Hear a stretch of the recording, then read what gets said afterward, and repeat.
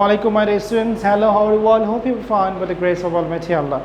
Welcome to NFS Home School, and this is Ariful Islam, Assistant Teacher of English, National and English Version School, Morning Shift. Today I'm going to take an BGS class or Bangladesh and Global Studies class for class 8 students.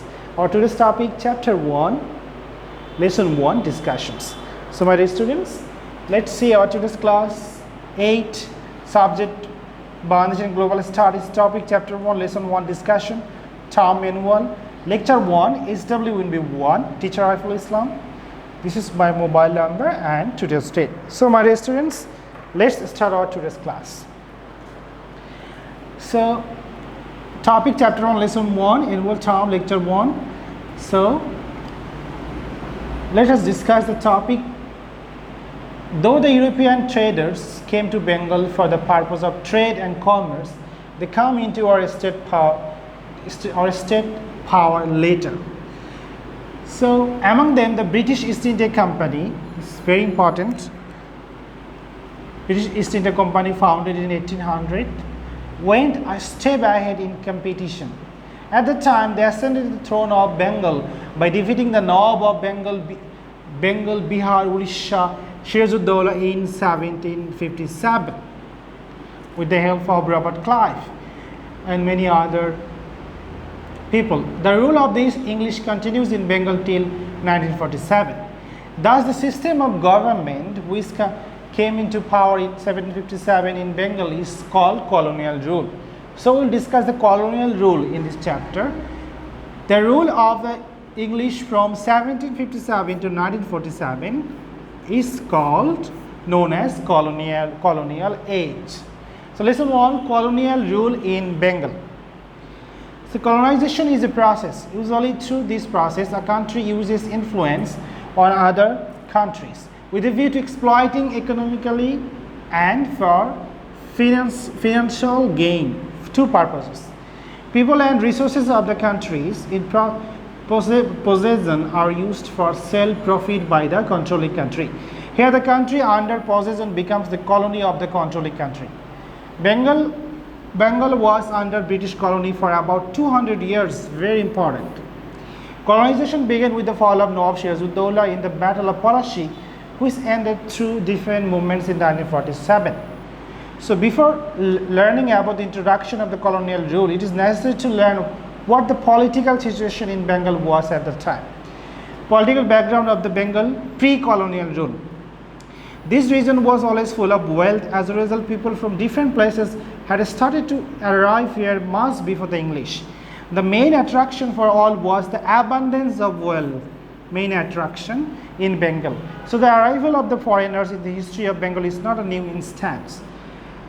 Aryan-speaking people arrived in Bengal before the Christian era.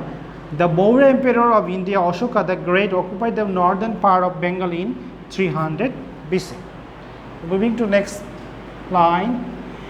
At the time, the northern Bengal known as Pundranagar, Bardhan Bhukti, became the province of the Mauryans, Pundranagar. After the Maurya rule, the Gupta dynasty takes over the rule of India. During the next 4 centuries, the North Bengal and some parts of East Bengal came under the rule of Gupta dynasty. So these parts were included in Gupta dynasty. In 7th century, after the fall of the Guptas, the first independent state was established in Dadhan, Bengal. King Shashanko, the independent Bengali king, did not rule for long. After his death, great anarchy had been prevailing for almost 100 years. In Sanskrit, this is known as the age of Motshanai. Motshanai means the age of anarchy, very important. And this is 100 years. After his death, great anarchy had been prevailing for almost 100 years. In Sanskrit, this is also okay. This is repetition. After the fall of the Pals, Bengal went under the rule of the foreigners again at the end of the 11th century. Coming from the Karnataka of southern India, the kings of Shen dynasty occupied the throne of Bengal. Shen dynasty occupied the throne. The rule of the Shen came to an end at the hand of the external Muslim forces. Shen dynasty ended with the advent of Turkish general Ikhtiar Uddin Muhammad Bokhtiyar Khilji, who had come from abroad in search of fortune and introduced Muslim rule in Bengal through defeating Lakshman Sen. The Nadia region to the west of Bengal and some parts of northern Bengal were under reign and control of Bokhtiyar Khilji from 1204 to 1206. After the eastern region of Bengal, Bikrampur was under the rule of the Shen rulers for a long period, but through the reign of Bokhtiyar Khilji, the rule of the Turkish Sultan was made easier.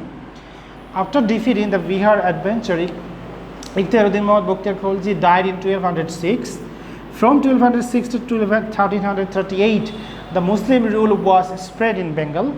By this time, three provinces of the Muslim sultans of Delhi were established in three sections of Bengal. These were respectively Lucknow established in northern Bengal, Shadgaon in west Bengal, and Sonargaon in western Bengal. In 1338, the ruler of Sonargaon, Fakhruddin Mubarak Shah, rebelled against the Muslim sultans of Delhi and declared independence. Thus, he established the system of having an independent sultan in Bengal, which lasted for 200 years. Thus, the independent Sultani dynasty begins. It is supposed that the rule sovereignty was established in Bengal by Sultan Shamsuddin Ilyas Shah through the capture of a Muslim major portion of whole Bengal. Ilyas Shah conferred on himself the title Shahi Bangla, very important, and Shahi Bangalayan. In this way, he formally introduced the word Bangla. Move to next page.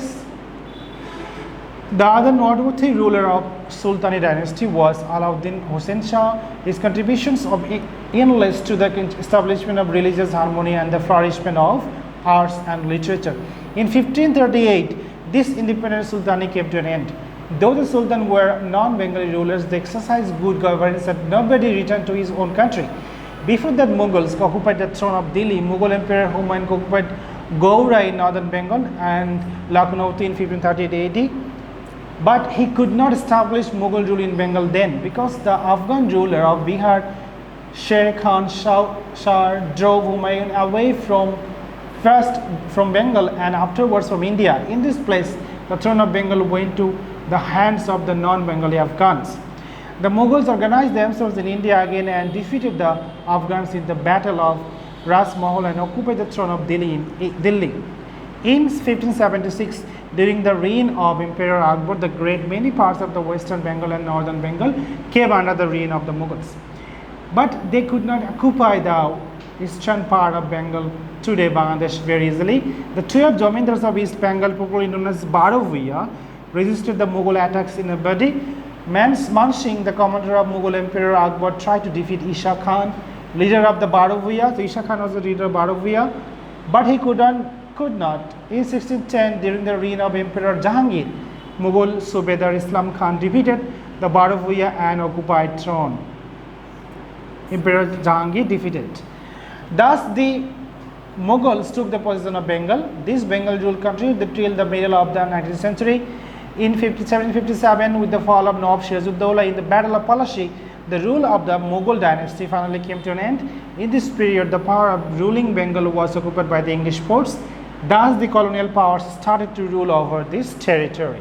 So, my dear students, SW1, submitted on Saturday, Chapter 1, Lesson 1, make 10 OWA. Chapter 1, Lesson 1, make 10 OWA. So, my dear students, thanks for watching this class. Keep practicing at home, avoid bad parents, stay safe, stay well. See you again. Till then, Allah Hafiz. Assalamu alaikum.